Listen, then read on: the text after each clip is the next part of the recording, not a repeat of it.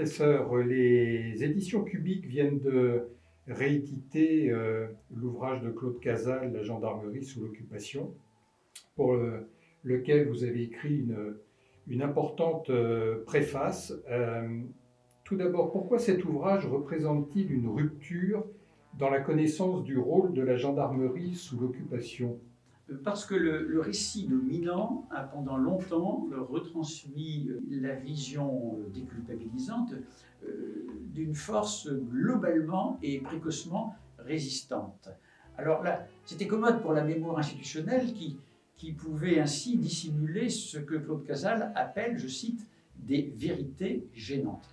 Il faut attendre 1992, donc il faut le noter, avant même que le président Chirac, dans un discours célèbre, reconnaisse la responsabilité de la France dans la Shoah. Il faut donc attendre 1992 pour que le directeur général de la gendarmerie d'alors, Jean-Pierre Dintillac, prenne une initiative tout à fait louable en reconnaissant publiquement, je cite, les souffrances infligées par l'arme à toutes les victimes innocentes de Vichy.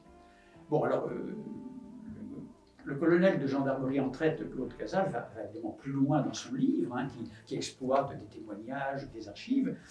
Ce livre brosse le premier panorama vraiment détaillé de la contribution des gendarmes à la mise en œuvre de la politique répressive de Vichy et en particulier de la Shoah. L'auteur montre ainsi qu'il est fidèle au principe qu'il affiche dès son introduction, ne jamais s'accommoder du silence et de la complaisance.